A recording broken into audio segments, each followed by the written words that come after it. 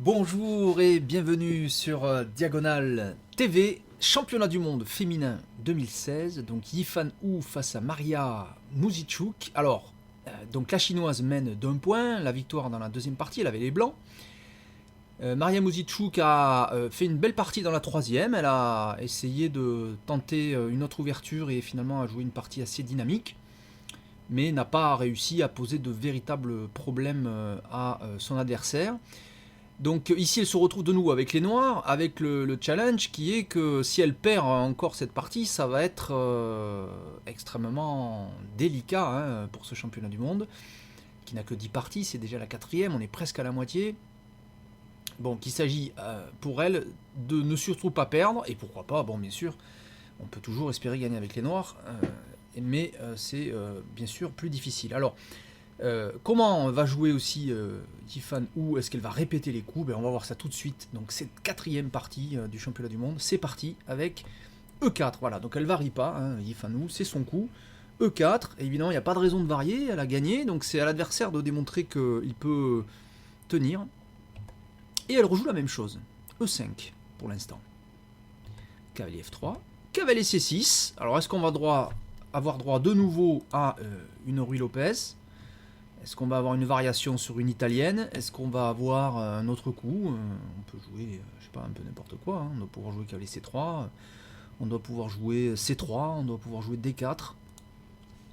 Alors que va faire la favorite au classement? C'est la favorite, même si c'est pas la championne en titre. Elle était déjà championne, bien sûr, avant. C'est Fou B5, voilà, Fou B5 choisi par Yifan. Fou B5, c'est la Ruy Lopez, ça ne change pas. A6, donc même variante pour l'instant, x4, cavalier F6, attaque le pion central en E4, mais on le défend indirectement en faisant le petit roc. Voilà, petit roc, et en cas de prise, et bien sûr, on pourra centraliser la tour. C'est d'ailleurs ce qui va se passer, puisqu'elle joue la même variante, voilà. Elle ne rentre pas, Maria Muzichuk, dans la variante ici qu'elle aurait pu tenter, bien sûr, c'est la grande variante de la Ruy Lopez, à base de B5, fou B3, et maintenant... sans doute fou E7, suivi de roc. C'est la grande variante de la Ruy Lopez, mais elle rentre pas là-dedans, non, elle continue la même variante qui lui a valu une défaite. Alors on va voir, D4, coup logique, j'ouvre le jeu au maximum, en cas de prise, tour E1, ce cavalier est cloué et on comprend que ça va être délicat de le tenir longtemps au centre. B5 d'abord, on tue l'action du fou, fou B3, D5, D5, on consolide la position du cavalier 4. Surtout, on ne perd pas de temps supplémentaire en prenant D4. On a déjà perdu un pion, enfin un pion. On n'a pas perdu de pion, mais on a perdu un temps pour prendre en E4. Il ne faut pas en perdre trop dans l'ouverture. Il ne faut pas oublier qu'on a les noirs. On a déjà un coup de retard au début. Si on les ajoute, les coups de retard, ça va finir par coûter cher. Pion prend E5. Et fou E6. Voilà, fou E6 normal. Le pion D5 était attaqué par le fou B3 et par la dame. Il fallait absolument défendre ce pion. Pas de problème. Et C3. Alors là, c'est une variation par rapport à la première, j'ai vérifié. Non, parce que je ne me rappelle pas les coups par cœur, mais j'ai quand même vérifié. Et ici, Yifan avait joué la première fou E3, et ensuite il y a eu fou E7. Ce qui n'est pas donc tout à fait pareil. Elle joue d'abord C3. Voilà. Là, Maria Muzichuk joue quand même fou E7, c'est à peu près le même coup. Et là, si Yifan avait joué le coup fou E3, c'était la même que la première partie. Et non, c'est elle qui change en premier. Elle joue fou C2. Alors ça, c'est un peu curieux dans la mesure où effectivement on peut se dire, vu qu'elle a gagné la première, pourquoi elle ne répète pas les coups? Évidemment, il faut s'attendre à ce que Maria Muzichuk ait amélioré sa partie entre temps. Elle n'a pas passé 3 jours depuis cette partie en ne faisant rien. Évidemment, avec ses secondants, c'est-à-dire son équipe de championnat du monde, bien sûr, ils ont travaillé cette position. Et là, fou G4. Alors c'est la même idée que dans la première, mais la position est un peu différente. On cloue ce fameux cavalier F3, et rappelez-vous dans la première, les blancs avaient laissé prendre en F3 et ils avaient repris du pion G, et s'étaient retrouvés avec des pions doublés, mais avec un fort dynamisme. En fou G4. Alors évidemment, le problème ici posé par les noirs, c'est de dire je vais éliminer ce cavalier, et puis ouf, il y a le pion E5 derrière qui est en prise. Alors H3. Alors ça c'est un coup surprenant. Donc ça, il faut analyser ce coup, parce qu'évidemment, ici, les noirs auraient pu, alors c'est pas ce qu'ils ont fait, mais on peut regarder quand même, ils auraient pu prendre en F3, c'est le coup logique. Si on prend en F3, l'idée c'est qu'on va manger le pion E5. Alors là, sur la prise en F3, on peut quand même toujours reprendre du pion G.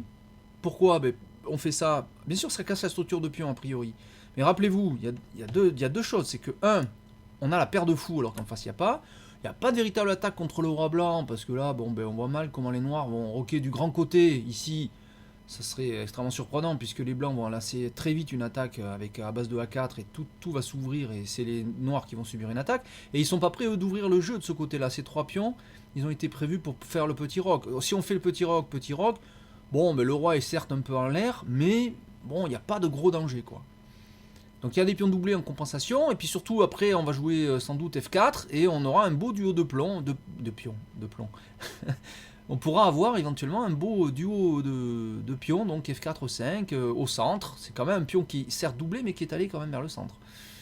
Voilà, on peut aussi protéger par fou F4, on l'a vu dans la dernière partie. Bon. Donc voilà, c'est ça qui se serait passé sur la prise, on aurait repris sans doute du pion. Voilà, avec un peu la même idée que dans la première, donc attention. Là, elle tombe pas dans le piège Maria, puisqu'elle fait ici fou H5. Voilà, fou H5. Elle dit, bon, mais c'est bon, j'ai compris, les pions doublés, ça peut être bon, mais en l'occurrence, j'ai pas envie de donner la paire de fous. Donc je recule. G4. Alors ça, c'est responsable, parce qu'on a déjà roqué, on avance les pions devant le roi. Là, on peut donner du gré à moudre au noir, qui pourrait ensuite jouer H5. Hein, c'est-à-dire que là, le coup des noirs, c'est fou G6, bien sûr. Et là, bien sûr, H5 pour ouvrir. Bon, mais 1 sur H5, on pourrait fermer par G5, quoique il y a quand même pas mal de pièces qui attaquent. Ou alors on laisse ouvrir, mais finalement c'est pas très dangereux dans la mesure où bon, ben, la tour est toute seule à attaquer ici. On va jouer roi G2 et peut-être on va contester la colonne H. Et on va venir avec la tour H1. Et après les échanges, c'est pas clair que finalement ce soit pas à l'avantage des blancs cette ouverture de ligne. Donc on a moyennement peur de cette possibilité, mais il faut quand même y réfléchir bien sûr. Cavalier D4. Ah, alors ça, piège. Hein. Imaginons que les noirs ici prennent en E5. Alors cavalier D4, ça a été joué pour libérer ce pion F justement. D'accord. Regardez maintenant F4, le cavalier bouge. Alors il n'y a pas trop le choix. Je sais pas, moi, il va par exemple en C6, en D7, tiens. Voilà. Alors déjà en D7, c'est pas terrible puisqu'il y a cavalier C6 qui attaque la dame et le fou, mais tout simplement il y a aussi F5. Voilà. Et regardez le fou. Alors ça s'appelle ça un petit peu l'arche de Noé, on appelle ça. C'est-à-dire, je sais pas pourquoi d'ailleurs, mais parce qu'on amène tous les animaux, je sais pas. Enfin, en tout cas, le fou et la bête est complètement prise. Hein, voilà, elle peut pas, il n'y a pas de case quoi. Elle a été embarquée dans un piège. Voilà. Donc bon, on peut pas prendre le pion E5, trop dangereux. Donc ici, évidemment, après cavalier D4, c'est cavalier prend D4. Le cavalier était attaqué. Bon, qu'est-ce qu'on aurait pu jouer d'autre hein c'est un peu délicat. On peut envisager Dame D7. Dame D7. À la fois, j'envisage quand même le grand roc. Allez, pourquoi pas. Pour lancer une attaque, ça peut avoir du sens. C'est possible. On aurait pu aussi tenter ça. Mais bon, c'est une variante comme une autre. Elle a choisi de prendre. C'est prend. Et là, poum, voilà, ça y est, c'est l'heure. Alors H5 au bon moment. Parce que les blancs ne peuvent pas vraiment éviter l'ouverture ici. Ou alors il faudrait d'abord prendre avec le fou en E4. Pourquoi? Parce que si on avance le pion pour éviter l'ouverture, on pousse G5, on est protégé que par le fou. Et le cavalier reprendrait ici, attaquant le pion F3 en plus. On peut aussi prendre du fou d'ailleurs. Donc c'est pas bon, on ne peut pas empêcher l'ouverture. Donc là F3. F3, et là c'est dangereux là. F3, alors ça paraît un coup nécessaire pour essayer d'enlever ce bestiau là qui est quand même pénible. Il est au centre ici, il est protégé par un fou. Alors est-ce qu'on aurait pu envisager autre chose? On aurait pu envisager pour les blancs un coup plus agressif qui est F4 avec la même idée qu'on vient de voir, c'est-à-dire F5 gagne le fou ou quasi gagne le fou. Il peut encore venir en H7, c'est vrai. Il recule, mais là du coup le fou est mort ici en H7 puisqu'il est dominé par les pions et en plus la tour est bouchée. Voilà, donc ça serait une extinction des feux, hein, voilà, une extinction de l'action des pièces noires. Et les blancs pourraient poursuivre le développement, cavalier, C3, etc. Mais bon, F4 est fort, hein, voilà, donc là, sur F4, eh bien, les noirs auraient sans doute eu des problèmes, là. Peut-être qu'ils seraient obligés de jouer un coup comme F5, pour donner de l'air au fou, la case F7, sans boucher l'action de la tour. Et on n'a pas peur d'aucune des prises en F5 ou en F6 en passant, on peut reprendre du fou. La prise en F5, on reprend du fou, puis le fou est très bien, il attaque F3, bon bref. Bon. Donc F4 était peut-être fort. Au lieu de quoi, donc elle fait un coup, là, ici, Oulifan, un peu tendancieux. F3, pourquoi je dis ça? Ben, parce que bien sûr, ça attaque le cavalier. Mais regardez la suite. Cavalier G3, c'est ce que joue Maria Muzitchuk. Attaque la tour. Alors, coup qui paraît quand même dangereux à double tranchant, parce que, j'attaque la tour qui va devoir bouger, bon, très bien, j'ai gagné un temps. Je vais pouvoir prendre ici et l'ouvrir, mais le cavalier, attention, il est un peu isolé. Ceci dit, une simple réflexion rapide nous permet de constater que, un coup comme fou H4, possible, ou alors je sors le fou d'une façon ou d'une autre, et c'est la dame qui vient H4, ce cavalier est protégé, et il y a une attaque ici sur le colonnage. Alors il faut faire attention dans ce type de manœuvre, qui paraît bonne comme ça, mais bon, un championnat du monde, c'est pas parce que ça paraît bon que c'est bon, il faut être sûr que c'est bon. Parce que si ça rate l'attaque, le cavalier il risque d'être paumé, il risque d'être perdu à long terme, parce qu'il n'a pas de case de sortie. H5, F5, E4, tout ça est pris par les pions. Les pions contrôlent ces cases, donc à long terme il sera perdu. Donc il faut faire attention à ce genre de coup, mais c'est dangereux, clairement, et donc elle a dû calculer tout ça. Donc tour F2, Fan ici sort la tour, mais plutôt que la mettre en E1, la met en F2 pour protéger un petit peu cette deuxième rangée. Là, on ne sait jamais ce qui peut se passer. On pourra éventuellement venir en H2 pour contrer l'action de la tour. C'est au noir de jouer. Mais évidemment, on ouvre. Voilà, on ouvre le jeu. Alors là, une magnifique passe d'armes. Regardez, c'est superbe.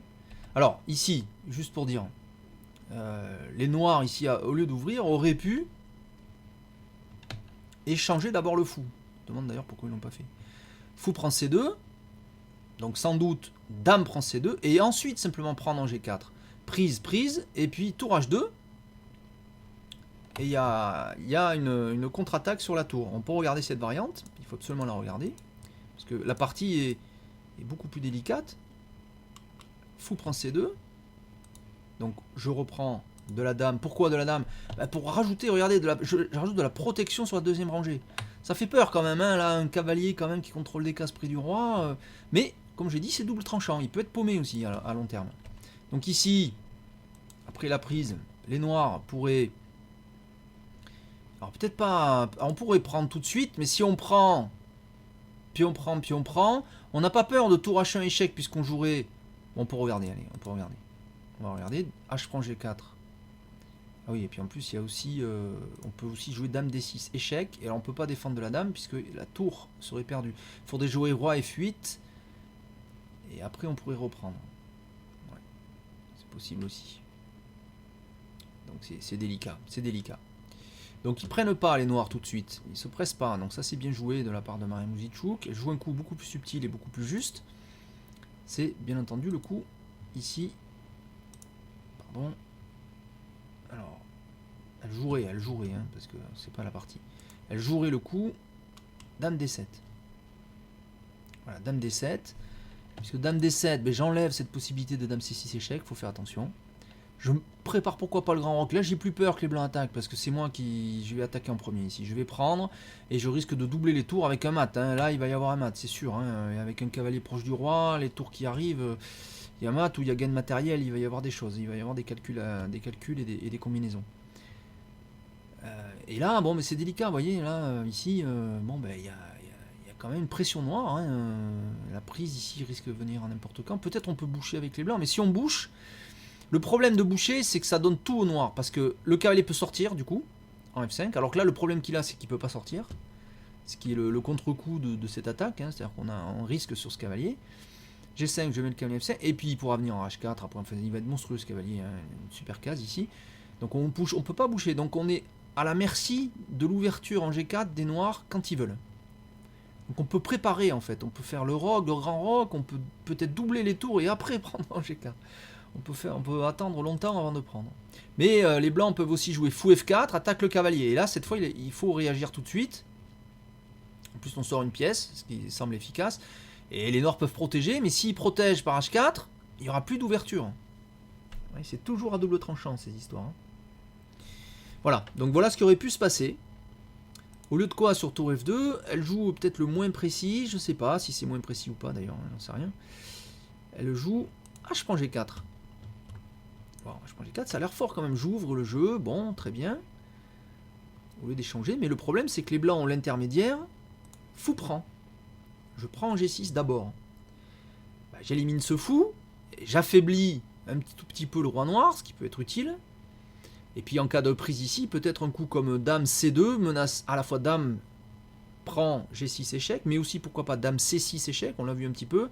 Je peux pas protéger de la dame sinon je perds la tour à 8 avec échec. Et si je viens sur F7, eh bien je suis devant la tour, hein, devant la tour blanche. Et donc si je viens F7 ou F8, je suis devant la tour blanche, je peux reprendre ici en faisant échec. Et là c'est les blancs qui attaquent et il y a peut-être mat pour les blancs. Vous voyez que tout ça est très compliqué. Donc il y a fou prendre G6 intermédiaire. Mais bon, on l'a calculé quand même. Qu'est-ce qu'elle va nous faire? Un joli, poum, tour prend H3. Pas mal. Ça paraît très fort. Puisqu'on menace tour échec, roi bouge et la dame est perdue.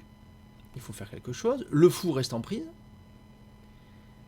Et on aimerait bien, ce qu'on aimerait bien, c'est se débarrasser de ce fou. Parce que si le fou n'était pas là, on viendrait tout de suite en H4 et on voit très vite que c'est quasi mat. Avec la dame ici, la tour là, le cavalier là, on voit mal comment on peut s'en sortir. Hein. Donc, ouais, c'est chaud quoi. Mais là, regardez, précis, Woodifan, ne se trompe pas, dame C2. Alors, dame C2, bon ben j'enlève la menace, tour échec, suivi de tour prendre dame, il n'y a plus. Et j'ai un petit œil sur le fou. Ce qui fait qu'en cas de prise du fou, eh bien, je peux toujours avoir mon fameux échec en G6. On peut regarder. Imaginons que les noirs prennent en G6. Alors, je peux prendre en G6, ou alors je peux jouer aussi dame C6 échec. Alors, il semblerait que le coup... Ah oui, dame prend G6, c'est encore plus fort. Alors, dame C6, c'est fort aussi. Je peux pas vraiment jouer dame D7. Ou alors si, mais il faut que je donne la tour. Alors, l'intérêt ici, c'est que dame prend G6 semble beaucoup plus fort. Pour la raison que la dame va se retrouver proche du roi. Vous allez voir pourquoi. Dame prend G6 échec. Ici, si le roi vient en D7, regardez, mais dame prend G4 échec et pff, je ramasse tout. La tour, le cavalier, tout quoi. C'est l'horreur. Et si le roi vient, par exemple, en eh bien F8, sinon c'est la seule autre case, il n'y a pas trop de choix. Ben là, je peux prendre en F4 avec le pion avec échec. Alors ceci dit, je peux même attendre un coup, je suis pas pressé. Je peux même jouer un coup qui semble encore plus fort, c'est cavalier C3. Pourquoi? Parce que ben, je prends ici quand je veux, parce que le pion ne peut pas bouger de toute façon. Et l'intérêt de cavalier C3, c'est qu'en cas d'échec en H1, ben, il n'y a rien qui tombe. Ni le fou, ni rien du tout. Voilà. Donc là, je menace, pion prend G4, peut-être même dame prend G4. La tour bouge et le cavalier est perdu, ce genre de truc. Que font les noirs ici? C'est pas simple. Hein. Un coup possible est de jouer roi G8 pour éviter l'échec avec la prise du pion. Et dans ce cas-là, regardez ce qui risque d'arriver, c'est dame prend échec. Alors roi en H8, vous voyez que même là, il est pas super à l'abri, hein, parce que la colonne H est quand même semi-ouverte ici, là. Enfin elle est complètement ouverte avec la tour H3 qui protège. Dame prend menace à la fois la tour et le cavalier. Et un coup comme dame C8 qui contrôle en transparence la tour est possible. Mais alors dans ce cas-là, regardez, tour H2, menace de prendre la tour H3. En cas de prise ici, simplement on prend du roi et c'est le cavalier qui n'a pas de case. Le cavalier n'a pas de case. Les noirs prendraient ici, on reprend, et ouf, ça y est, on s'est trouvé une case pour le cavaleros, on va pouvoir sortir ici, mais on va encore perdre D5, d'où l'intérêt de ce coup cavalier C3, on va perdre D5, attaque le fou, attaque C7, c'est difficile. Et il y a plus, c'est une finale où les blancs ont l'avantage, donc ça va être, ça risque même d'être probablement gagnant. Donc dame C2, vous voyez, c'est chaud. Donc là, il faut trouver un coup pour les noirs. Alors très joli coup trouvé par Mariam Mouzichouk apparemment ici. Fou C5. Voilà. C'est l'idée que je vous avais dit tout à l'heure. Ça a l'air bon. L'idée de fou C5, c'est que je retarde, je peux pas faire dame C6, alors il faut d'abord prendre le fou, puis après là. Mais là, regardez, la dame, elle a envie de venir en H4 et menacer mat. Et là, ça fait peur. Là, ça fait très peur. Imaginons que les blancs, d'ailleurs c'est ce qu'ils vont faire, ils vont prendre le fou. Alors s'ils avaient joué autre chose, est-ce qu'on peut faire autre chose? Si on avait enlevé ce fou par exemple, est-ce qu'on aurait pu jouer fou D3? Mais non, regardez, le fou là, en plus il menace de prendre en D4. Avec clouage de la tour, hein, c'est l'horreur. Donc il faut prendre ce fou, c'est ce qu'elle fait. Et là regardez, alors elle joue pas dame H4 ici. Elle aurait pu essayer ça, mais ça marche pas. Ou ça marche moins bien. Si ça marche aussi apparemment quand même. Parce qu'il y aurait Dame C6 échec. Alors attention, hein. Tout est en échec, mais ça fait rien, on vient quand même en F8. Alors si on vient en E7, on va se prendre Dame prend C7 échec. Alors on va en F8. Maintenant, Dame prend A8 échec, Roi ici en E7. Et il n'y a plus d'échec là, de la Dame en tout cas. Alors le seul coup qui resterait apparemment, c'est de faire Fou G5 échec. On sacrifie le deuxième fou. Regardez, c'est pourquoi. L'idée c'est d'enlever la Dame de cette colonne parce qu'il y a mat. Donc on l'enlève de cette colonne, il n'y a plus mat, il n'y a plus de mat, il n'y a plus de menace de mat. En tout cas pas de menace directe. Et maintenant j'ai juste attends le temps de ramener la Dame. Je menace de prendre en C7 avec un perpétuel, un quasi perpétuel. Il faut dire que les noirs ont donné tellement de pièces que je peux en rendre. Hein. Voilà, et là bon c'est encore délicat. Ça aurait été possible hein, cette suite. Vous voyez c'est compliqué. Hein. Donc regardez maintenant l'idée finale de Maria Muzichuk qui est quand même assez jolie. Tour H1 échec. Roi G2. Et maintenant, même pas Dame H4, mais regardez, encore plus joli. Tour H2 échec. Ah, joli, superbe. On peut pas prendre le cavalier. Enfin, on peut. On peut. Si les blancs prennent le cavalier, dans ce cas-là, attention, Dame H4 échec, voilà, c'est l'idée. Hein, c'est l'idée de cette manœuvre. Dame H4 échec, ici, le roi, par exemple, enfin, il n'a pas le choix, il vient en F4. Et là, regardez, je peux